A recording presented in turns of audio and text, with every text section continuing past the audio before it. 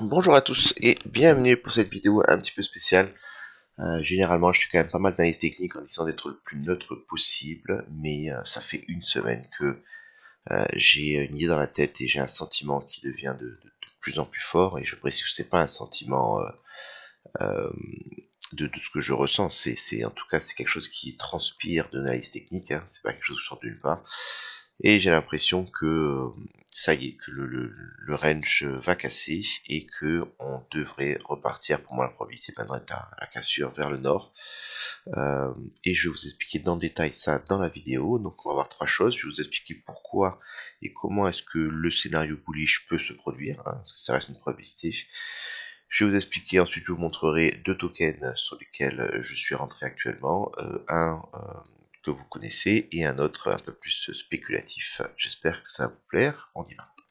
Alors, on va commencer par la première partie. C'est essayer d'expliquer pourquoi euh, j'ai l'impression que la plus forte probabilité est à une reprise haussière. Donc on a déjà vu ensemble la semaine dernière un petit peu où est-ce qu'on était au niveau macro. On a vu des cibles vers le haut, on a vu des cibles vers le bas. Maintenant, dans la probabilité d'une cassure dans un sens ou dans l'autre, eh ben, on a des indicateurs qui nous donnent des indications justement sur la probabilité soit dans un sens ou dans l'autre. On va les regarder, du moins en tout cas de mon point de vue, ensemble. La première chose qu'il faut quand même voir, c'est que Bitcoin est actuellement sur une baisse très importante, où depuis le top jusqu'au bottom, on a fait un moins 52%, ce qui est quand même très important, et ce moins 52% s'accompagne sur des retracements, des rebonds de faible amplitude. Dans l'histoire du Bitcoin, de la crypto et des marchés en général, il est rare que des gros retracements ne s'accompagnent pas à me donner d'un rebond technique, au moins plus important. Regardez là, on est à 55%, on a le deuxième rebond. Ici, alors c'est un petit peu moins bon, mais ici, on a vu le moins 50%, on a eu un rebond plus important, qui va apporter un peu de structure haussière. Voilà. Et ici, donc, on a eu ce moins 50, qui pour l'instant est très faible en termes de rebond. Pourquoi est-ce que ce rebond est très faible? C'est également parce qu'au niveau du marché global, ici, on est très baissier sur le S&P, la situation mondiale. Et bien sûr, c'est tout à fait possible qu'en cas d'événement catastrophique, on pourrait très bien continuer, faire une grosse mèche type Covid ou je ne sais pas, qui continuerait à aller très fortement vers le bas et qui entraînerait le Bitcoin avec et une cassure baissière. Ça reste une possibilité. Maintenant, ce que je fais également, c'est que je me pose la question, comment est-ce que le marché, les gros investisseurs actuellement se comportent justement sur le marché mondial? Est-ce que pour eux, on est toujours en baisse ou pas? Et j'ai eu plusieurs choses intéressantes, mais je vais les montrer en 4 heures. Donc, tout d'abord, ici j'ai une trendline baissière qui est très forte, regardez. Résistance, résistance, résistance, résistance, résistance, résistance. Et à chaque fois qu'on a touché cette trendline, on a eu des baisses qui étaient très importantes. Ok? Voilà. Pour la première fois ici, on est quand même déjà à la 6e touchette.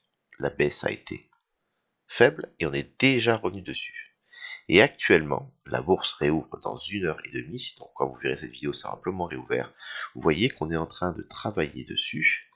Et donc, qu'il semblerait qu'on ait peut-être envie de franchir. On est quand même en train de bloquer pour l'instant. Mais ça, c'est le bump and run pattern. Vous avez quelque chose comme ça, une trendline très forte. Lorsque enfin la trendline est franchie, on peut avoir un rallye, une sorte de short squeeze qui pourrait partir assez vite. Donc ça, pour moi, c'est quand même un signe que ici, on a envie de franchir une trendline. J'ai également pour la première fois ça c'est très intéressant, c'est un double bottom. Le prix est venu, il a tenté de recasser vers le bas, et là on est venu prendre liquidité, repartir. Ça c'est un bon bottom. Ça généralement, le marché va prendre du temps avant de revenir le chercher, s'il doit revenir un jour le chercher, parce que les liquidités ont été prises. Alors que ça, ce genre de bottom là, c'est ce qu'on appelle des unfinished business.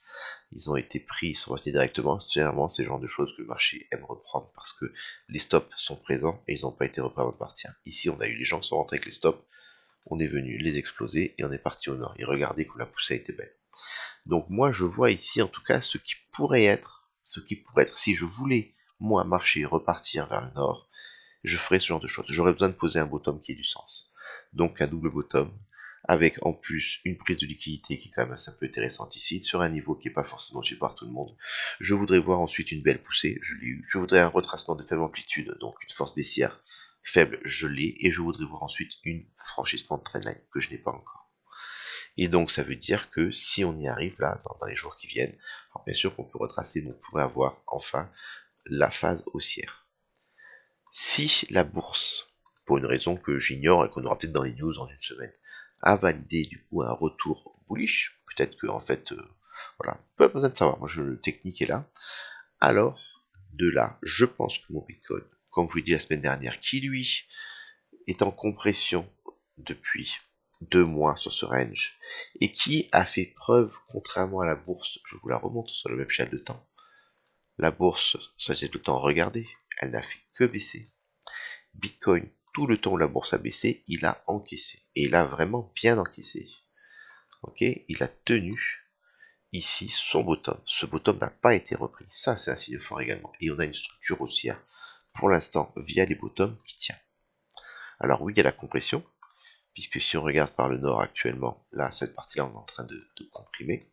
Donc on a une volatilité qui devrait s'écraser, qui devrait à un moment donné exploser. Voilà, mais le Bitcoin, lui, tient. Donc pour moi, j'ai une décorrélation partielle entre le S&P et le Bitcoin qui montre des signes de force, pour les raisons qu'on a vu que le Bitcoin, lui, est en avance sur sa baisse, puisque lui a déjà fait un moins 50%, quand les autres marchés, eux, en avaient fait beaucoup moins. Donc c'est un signe pour moi que il y a eu de l'achat d'investisseurs long terme sur ces zones-là, qui ont maintenu le prix alors que l'ensemble du marché s'effondrait. Et ils l'ont fait sur le Bitcoin, là où je ne l'ai pas eu ailleurs. Donc à partir de là, pour moi, les briques sont réunies pour, en cas de reprise, je vous l'ai dit, sur la bourse, pour que le Bitcoin puisse partir, s'affranchir et aller faire dépasser les 76 000 et aller chercher assez rapidement le retour sur l'ancien gap CME. On a un gap CME ici vers 85, voilà, le bas du range précédent et le gap CME. Ce serait une première target vraiment intéressante, voilà, ici. Là. Donc ça, ce serait le scénario du rallye, et si ce niveau est franchi, j'avais situé une deuxième résistance pile sur les 100 000, où on viendrait prendre les liquidités de ce top, voilà, et le retour, plein de choses, il faut regarder la vidéo de la semaine dernière. Donc, pour moi, les réunions, en tout cas, tout envie, tout temps, enfin tout temps, beaucoup de choses tendent vers cela. Est-ce que ça va se produire? Pas forcément. Ok, je rappelle les conditions que ça se produise. Un, il faudrait qu'on vienne enfin franchir la trendline sur le S&P, idéalement que ça pousse assez fort. Et sur notre Bitcoin, eh ben, les choses sont là. Il faudrait que on vienne casser la trendline baissière, celle-ci. Important, vous voyez, on est quasiment dessus. Et également ensuite, on a cette grosse trendline baissière qui est là, qui a besoin, boum, boum, qui a besoin d'être franchie. Et là, on aurait un très très beau signe de reprise. Si on a une nouvelle catastrophique, je ne sais pas, ou que la bourse s'effondre fortement, alors là, dans ces cas-là, attention, puisqu'on est sur une compression, on pourrait avoir une résolution baissière du range actuel qui nous emmènerait pile poil sur notre méga résistance que l'on attend, qui est entre 60 et 54 000. Très très bonne zone d'achat pour moi, long terme, spot, investissement, tout ce que vous voulez. Donc dans tous les cas, moi j'ai quand même au niveau macro actuellement une situation intéressante avec un bottom on va dire ici et du coup des zones de take profit qui sont là. Donc c'est un trade long terme qui est vraiment intéressant. Voilà pour ce qui est de la partie du coup Bitcoin. Et maintenant, chose que je n'ai pas fait depuis longtemps, je vais vous présenter deux tokens qui m'intéressent. Le premier token que je suis depuis longtemps, c'est le BNB. Ok, donc BNB USD, on va se mettre en weekly. Le BNB ici donc, est intéressant parce que vous voyez que il a fait un range monumental depuis son breakout ici en 2021 jusqu'en 2025. Le breakout du range s'était fait, ça c'est l'extension, c'est ce range rapporté. Vous voyez qu'on était venu sortir. Déviation, réintégration. Je me souviens quand on était en faire la TH sur le BTC, je disais que c'était un moment de shorter, c'était voilà, c'était trop. Et là, on a un retracement important. Donc au niveau macro, ici, je ne suis pas forcément sur une zone importante, si ce n'est ce trait bleu qui est le VWAP. Je prends le VWAP depuis le bottom qui était posé ici avant l'impulsion. Regardez. Là, voilà, l'impulsion VWAP. Première touche, boum, gros support. Et ici actuellement, il est juste là-dessous. ok, et il va rester dessous, puisque comme le prix est très proche, maintenant il ne devrait pas bouger, puisqu'il n'y a pas d'écart à la moyenne. Ce VWAP, pour moi, c'est une très bonne zone d'investissement long terme. Est-ce qu'on va venir le toucher? Je ne sais pas. Si on va aux 54 000, c'est bien probable. Et ce serait un très belle entrée pour moi. Mais sur du court terme, ce qui m'a intéressé, et là où je suis rentré, c'est que on avait ce range-là qui correspond au range du BTC. Contrairement au range du BTC qui lui se faisait vers le haut de compression, lui il l'a fait à plat. Et ici, il y a juste avant le week-end, on est venu, j'avais une alarme qui était là qui a percuté, on est venu prendre, regardez les liquidités, bottom, on est venu les prendre. Et ça, c'est le genre de très belle entrée court terme qui peut se transformer sur un swing long terme. Le Bitcoin pourrait partir vers le nord, le BNB est venu prendre ses liquidités, et là derrière, j'ai un beau potentiel pour moi pour venir pousser. Donc, je suis rentré à 81 par là, lorsqu'on est venu réintégrer le niveau dessus. Et l'avantage, c'est que le stop loss, il peut être serré. Premier stop loss, juste ici, avec la moitié de la position. Et deuxième stop loss, un petit peu ici sous le VWAP. En tout cas, là, je regarderai ce qui se passe. Hein. Si on fait ça et ça, je reste. Ça peut aller très vite sur une mèche. Et le potentiel de ceci, et ben, si on a un rallye, au minimum, je voudrais voir le retour sur le niveau support résistance macro, qui correspondrait également à la prise de ces liquidités. Donc là, voilà, j'aime bien ce setup, un stop loss qui est bien identifié, qui n'est pas trop loin, et un take profit qui est bien haut. Et je précise également que sur ce genre de position, je ne peux pas aller trop fort parce que, mine de rien, mon stop loss total, il est quand même à moins 6%. Donc voilà, on gère ces positions.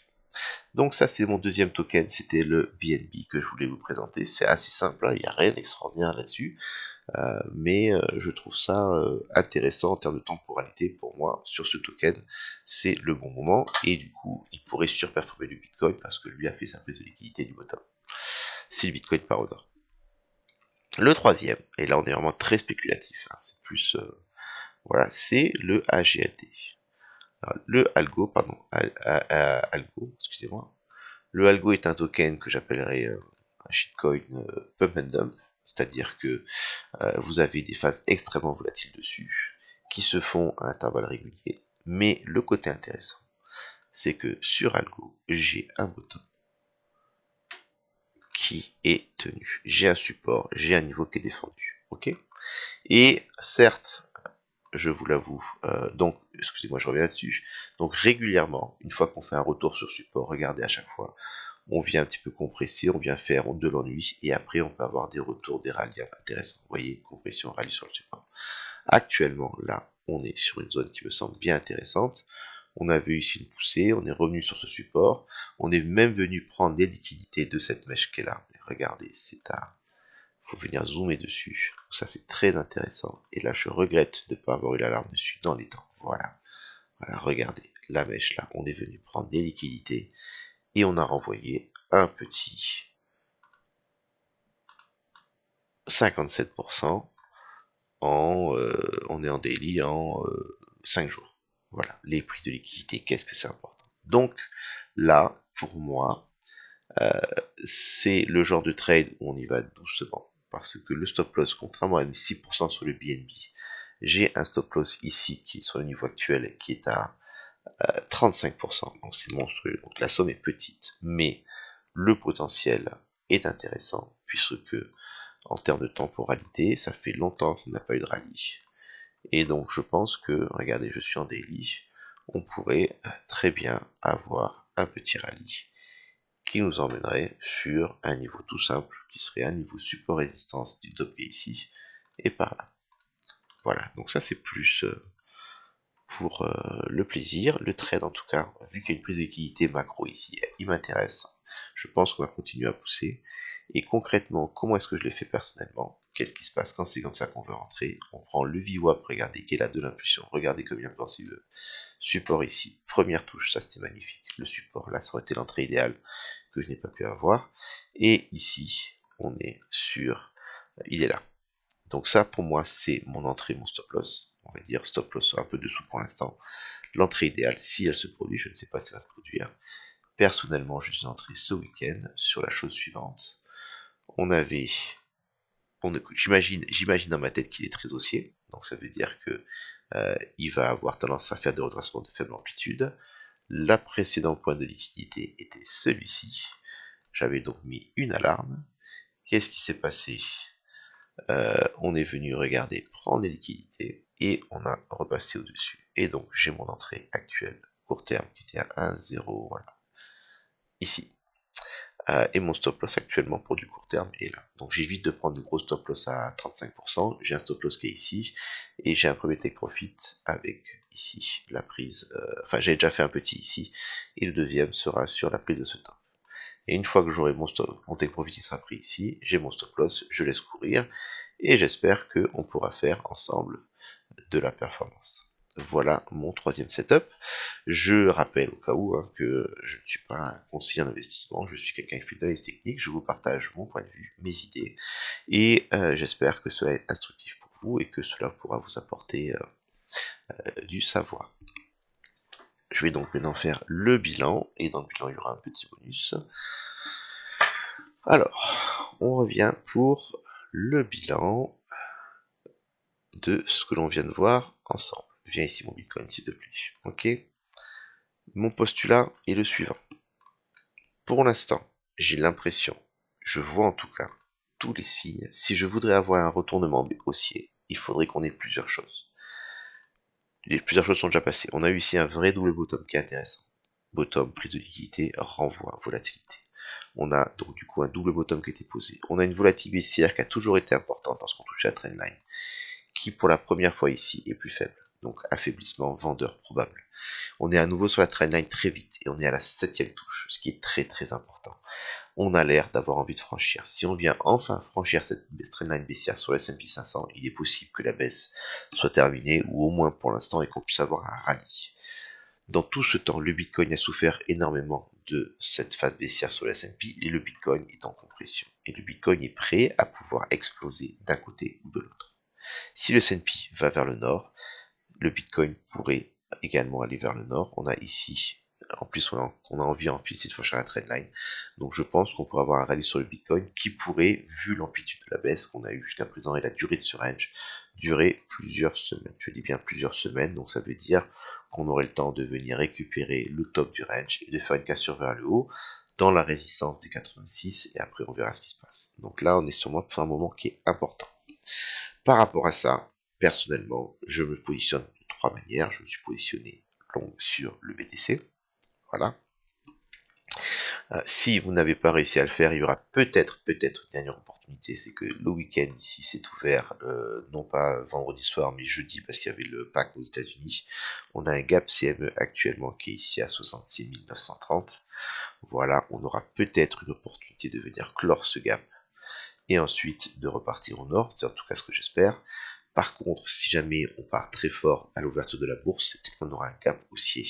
Et à ce moment-là, il faudra peut-être oublier l'option CME gap. C'est possible qu'on parte directement. Si on est très bullish, ce qui est peu probable, c'est rare les cassures haussières, mais si vous avez une cassure haussière ici, eh ben, il est possible que ce soit déjà fini. Mais il reste cette opportunité qui permettrait de rentrer sur soit le Bitcoin, voilà, soit sur les deux tokens que je vous ai présentés. Je vais mettre en 4 heures.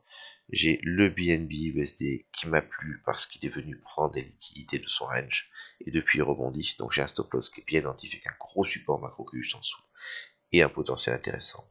Et j'ai également le algo qui est, malheureusement j'ai raté le départ ici, mais qui était revenu sur un macro pluriannuel très important avec prise de liquidité, gros renvoi dessus, mais je pense quand même qu'il a le potentiel de venir nous faire une très belle poussée, parce que par le passé, le algo, après être allé sur le support et avoir traîné dessus, il a tendance à faire des gros rallyes.